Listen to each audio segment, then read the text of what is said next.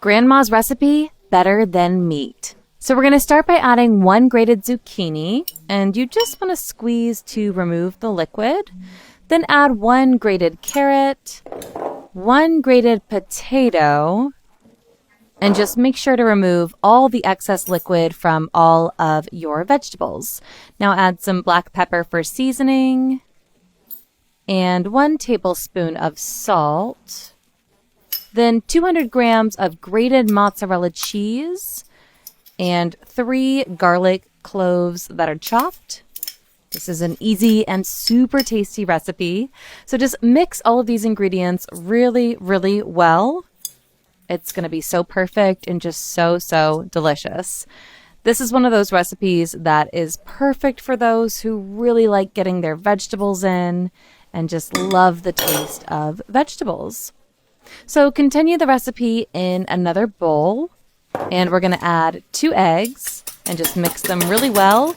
And when finished, it is ready. So next step, we are going to pour the eggs over the vegetables. And then with your hands, you just want to mix all of these ingredients really well. Now, I prefer to mix with my hands because it's easier and just a little bit quicker.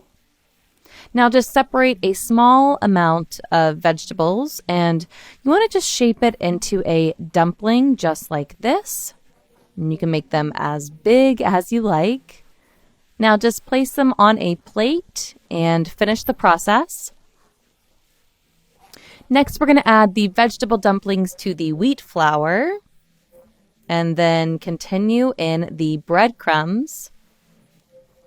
And just remove the excess so as not to make the recipe too thick. And you'll just repeat the process with all of your dumplings. So when you are finished coating them, it is time to fry. So we're just going to place those dumplings in medium hot oil. Just carefully place as many dumplings as will fit in your pan. You can add them next to each other, just like this.